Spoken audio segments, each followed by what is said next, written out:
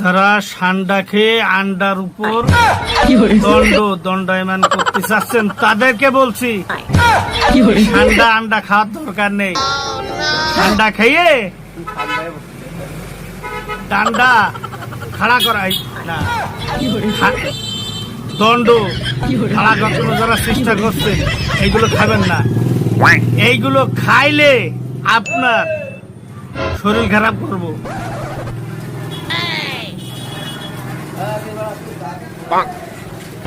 পাতলা পায়খানা হবো, ডাক্তারখানায় যাওয়া লাগবো। এইগুলো প্রেশার কিন্তু আমি নিতে পারবো না। ওই যারা সৌদি আরবে খাচ্ছে কফিলিয়ার বুতে ও খাগা, আপনি আমরা কেউ খাবো না। আর এখন ওরা ভিডিও বাংলাদেশের সিরিজে বইলে বাংলাদেশের মানুষ ঠান্ডারে ধরে খাওয়ার চেষ্টা করতেছে। এইগুলো কাজ করা যাবে না। এইগুলো করলে অস্বাস্থ্যকর, স্বাস্থ্যসম্মত না।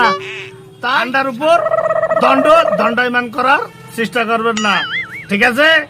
ভালোভাবে বলে দিলাম। আপনাদেরকে শাসন করা উচিত।